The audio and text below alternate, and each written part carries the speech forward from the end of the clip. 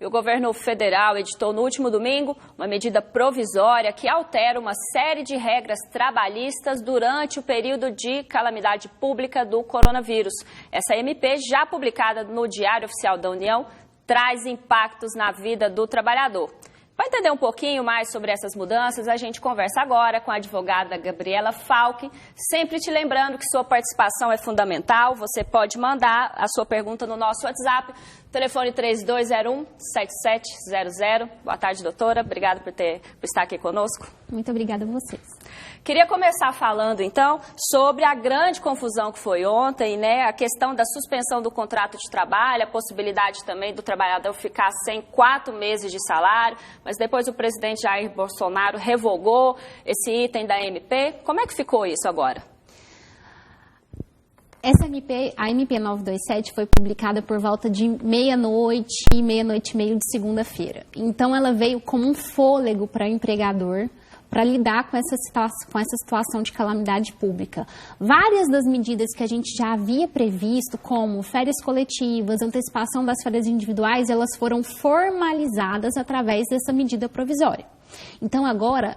O que as empresas estavam praticando, então, sem alguma regulamentação, essa MP veio regulamentando isso. Exatamente isso. Então, há anteriores especulações que antes nós havíamos falado das possibilidades de o empregador aplicar na empresa, agora elas foram formalizadas e elas têm o respaldo jurídico e a segurança jurídica da medida provisória.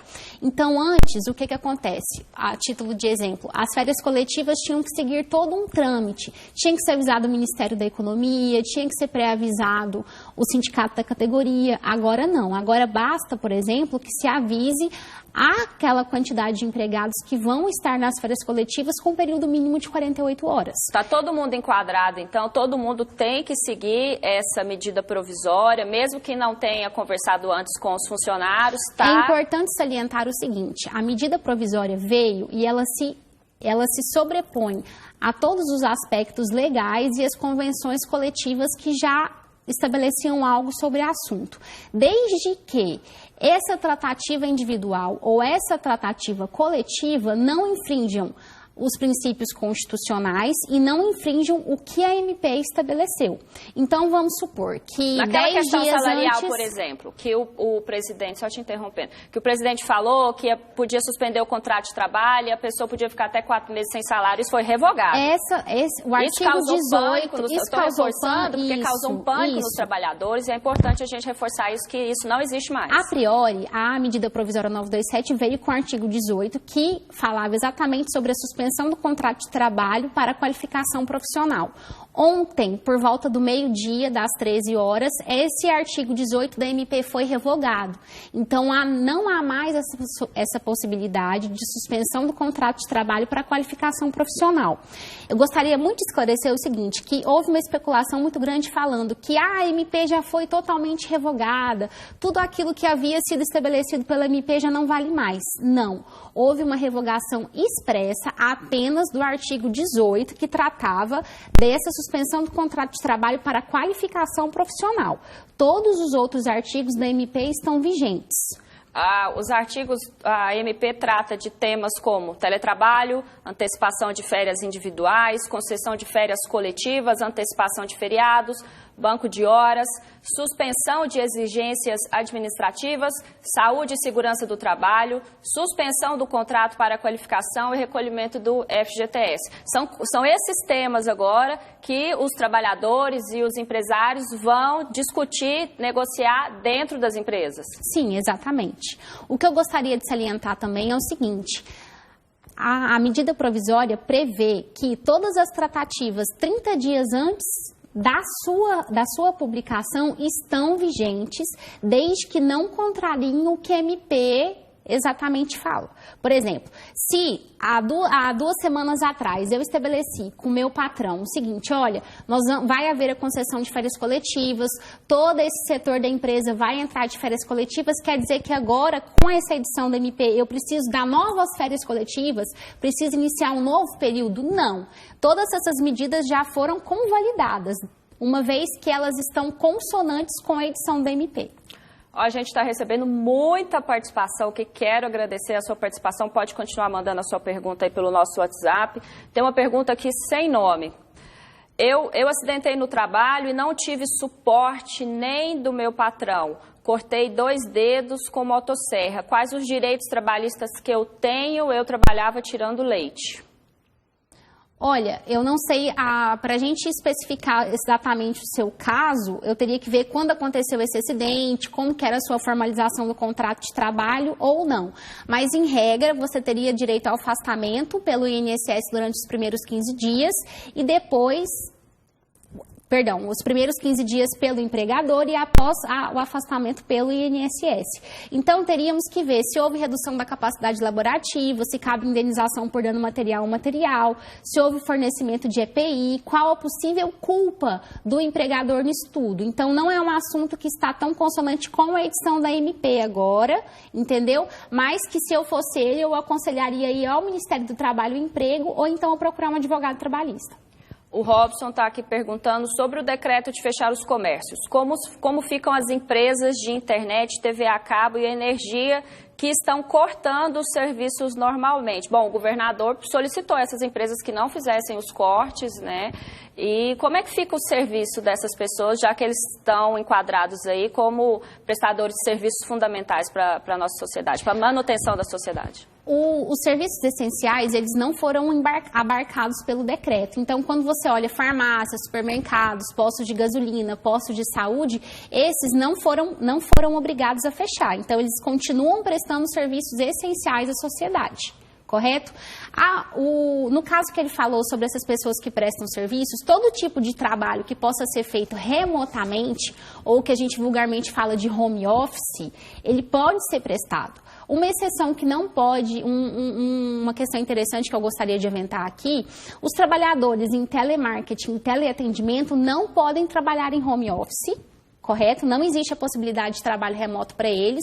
E outro ponto interessante é, aprendizes e estagiários podem trabalhar sim em teletrabalho, desde que seja compatível com as atividades que eles regularmente empenham na empresa. Doutora, vamos explicar para o pessoal, então, o que é teletrabalho, o que é home office? São expressões que estão surgindo agora no nosso cotidiano, né? Às vezes a gente, eu tô em home office, então eu não tenho que trabalhar, eu tenho que cumprir horário. Como é que é?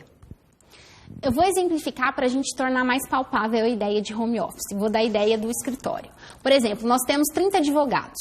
Toda a estrutura do escritório é pautada no trabalho intelectual e no trabalho virtual, ou seja, o meu peticionamento para o tribunal é via internet, a documentação que eu uso é toda digitalizada, eu não necessito de nenhum tipo de impressão em impressoras, de documentos físicos ou coisas do tipo. Então, quando você olha qual que é a minha estrutura para trabalhar, eu tenho o meu computador, eu tenho uma internet de alta capacidade e alta velocidade que vão suprir toda a minha infraestrutura para o trabalho. Assim acontece em várias outras empresas, não só um escritório de advocacia, mas empresas que trabalham com consultoria, com outsourcing, com televendas, com esse tipo de coisa. Mas esse profissional, por exemplo, que ele está lá no escritório, ele pode trabalhar de casa, ele tem que cumprir o horário das 8 às 18? Como que ele fiscaliza? Como que o empregador vai fiscalizar isso? Se tem que fiscalizar? Como é que fica isso? Há vários meios de fiscalização do horário de trabalho, mesmo se falando de teletrabalho home office. Por exemplo, há escritórios que fazem reunião todos os dias às 8 da manhã. Há escritórios que fazem reunião coletivas às 3 horas da tarde.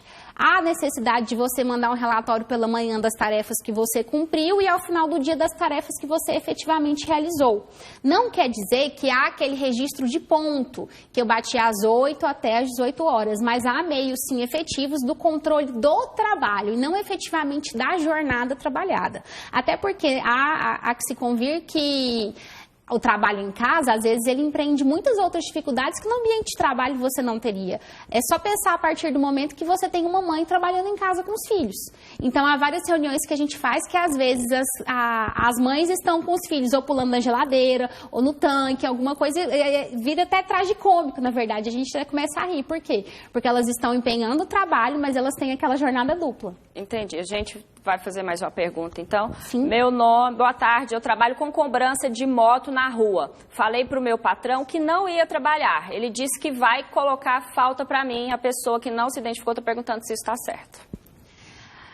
O trabalho dele não é um trabalho tido como essencial. A cobrança dele pode ser feita via telefone, pode ser feita via e-mail, entendeu? Então, olhando todo esse aspecto, esse contexto fático, o empregador não poderia dar falta para ele. Entendeu? Ele pode, se o empregador der falta para ele durante 30 dias corridos, ele pode até dar a justa causa, mas isso seria facilmente revertido na Justiça do Trabalho, diante do estado de calamidade pública. A gente está recebendo muitas perguntas aqui de profissionais que são autônomos, gente que está dizendo que não contribui para o INSS, que está trabalhando sem carteira assinada. Elas estão perguntando assim, que direito que elas têm de afastamento e tal. E são várias perguntas, estou unificando todas em uma. Essa MP, entre aspas, ela não abarca esses profissionais porque sequer eles estão sendo vistos pela lei, né? Porque eles não estão regulamentados, é isso mesmo? A MP abarca prioritariamente os que estão regidos pela consolidação das leis do trabalho, aquele que tem vínculos formais registrados. Então, aquele empregador que está obrigando um funcionário a trabalhar porque ele não está registrado em carteira, ele está cometendo uma infração porque não registrou o seu funcionário, é isso mesmo? Sim. E também obrigar uma pessoa que não é serviço essencial a trabalhar? Sim, queria que a senhora exatamente. falasse sobre isso. Olha, qualquer tipo de vínculo informal, ele pode ser questionado na Justiça do Trabalho posteriormente. Eu gostaria de salientar que a Justiça do Trabalho, todos os prazos estão suspensos até o dia 30 de abril. Então, agora nós vamos ter uma diminuição da quantidade de ações que estão sendo ajuizadas, e a gente vai ter uma maior demora nas demandas da Justiça do Trabalho. Então, no caso de haver uma informalidade no vínculo, o que acontece? Eu sugiro realmente que ele procure uma pessoa especializada, no caso um advogado, para que trate especificamente das dúvidas dele. Mas a partir do momento em que ele não está formalizado, ele não se enquadraria nessas benesses que a MP traz, a não ser que, mesmo diante da informalidade, cabe ao empregador, por exemplo, tomar consciência e bom senso e falar, uma vez que a gente está em estado de calamidade pública, você não vai mais trabalhar, suspender o contrato de trabalho, ou então implantar o banco de horas negativo também, que é o caso de, por exemplo, ele deixar de trabalhar durante um tempo, mas depois ele fazer 2 horas extras por dia, até o limite de 10 horas diárias, para poder compensar esse tempo. Doutora, rapidamente, para a gente encerrar a entrevista, nosso tempo já estourou, vou fazer essa pergunta aqui que ela chegou demais.